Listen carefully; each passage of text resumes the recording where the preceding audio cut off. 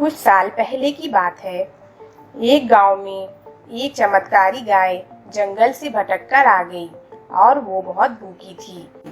तभी वहां पर से रामू गुजर रहा था। गाय ने देखा तो वो उसके पीछे जाने लगी। तभी रुककर रामू ने सोचा, ये मेरे पीछे क्यों आ रही है, कहीं ये भूखी तो नहीं। तभी उसने गाय को थोड़ी घास खिलाई और घास खाने के बाद गाय बोली, मांगू तुम्हारी क्या इच्छा है। तभी रामू घबरा गया और गाय बोली, घबराओ नहीं, मैं एक चमत्कारी गाय हूँ। मैं जंगल से भटककर आ गई हूँ। जो मुझे घास खिलाता है मैं उसकी इच्छा पूरी करती हूँ।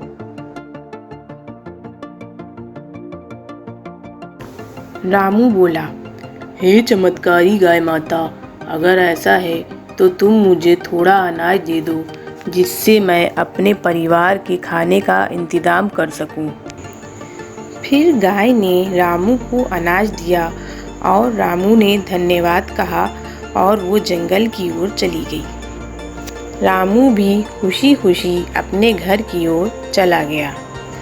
घर जाकर उसने सारी बात अपनी पत्नी को बताई तो पत्नी को गुस्सा आया और बोली, अरे मूर्ख रामू, क्या तुम अनाज की जगह थोड़ा धन नहीं मांग सकते थे उस चमत्कारी गाय से? वापस जाओ, गाय को ढूंढो और मेरे लिए धन मांग कर लाओ। फिर रामू जंगल की ओर चमत्कारी गाय को ढूंढने चला गया। फिर उसे जंगल में एक पेड़ के पास गाय नजर आई। वो चमत्कारी गाय के पास गया और बोला, चमत्कारी गाय माता, मैंने घर जाकर अपनी पत्नी से सारी बात बताई तो वो मुझ पर नाराज़ हो गई और कहने लगी, हम कितने गरीब हैं, क्या तुम थोड़ा धन नहीं मांग सकते थे? अभी वापस जाओ और ढेर सारा धन मांग कर लाओ, तभी मैं तुमको ढूंढता हुआ आया हूँ। हे चमत्कारी गाय माता, मुझे ढेर सारा धन दे दो। फिर चमत्कारी गाय ने रामू को धन से भरी एक थैली दी, जिसे पाकर वो खुशी से अपने घर की ओर चला गया। और घर पहुंचते ही वो अपनी पत्नी से बोला, जो तुमने मांगा था मैं चमत्कारी गाय से ले आया हूँ। लेकिन उसकी लालची पत्नी धन पाकर भी संतुष्ट ना हुई। तभी उसकी पत्नी बोली, हे रामू, तुम इतना सा धन लाए हो, ये तो कुछ भी नहीं है।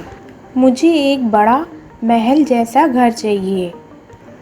इतनी लालच ठीक नहीं। इतने धन से हम कोई काम करके अपना गुजारा कर सकते हैं। तुम धन के प्रति इतना लालच मत करो, जो ठीक नहीं है।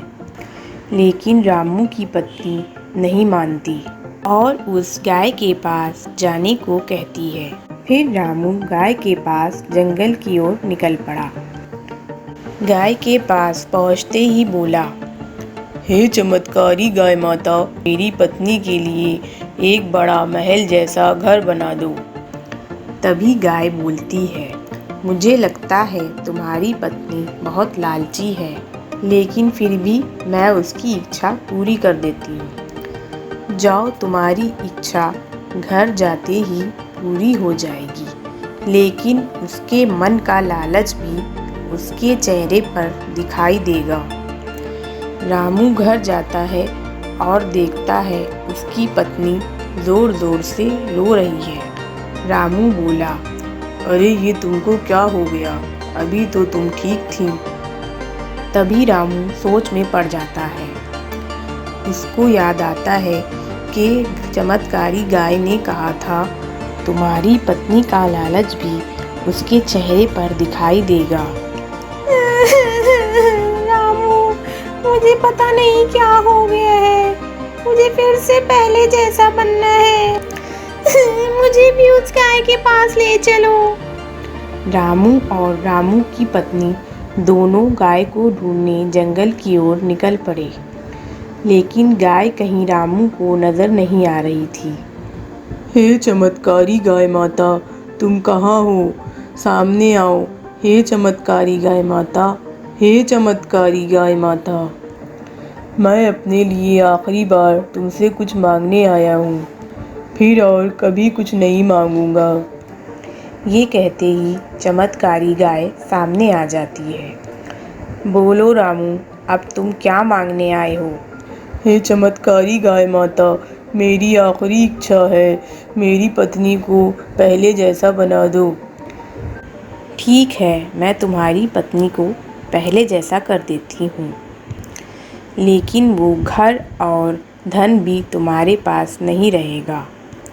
तभी उसकी पत्नी बोलती है, हे चमत्कारी गाय माता, मुझे कुछ नहीं चाहिए, बस मुझे पहले जैसा बना दो। अब मैं कभी लालच नहीं करूँगी।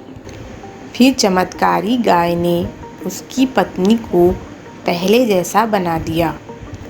दोनों खुशी खुशी अपने घर चले गए।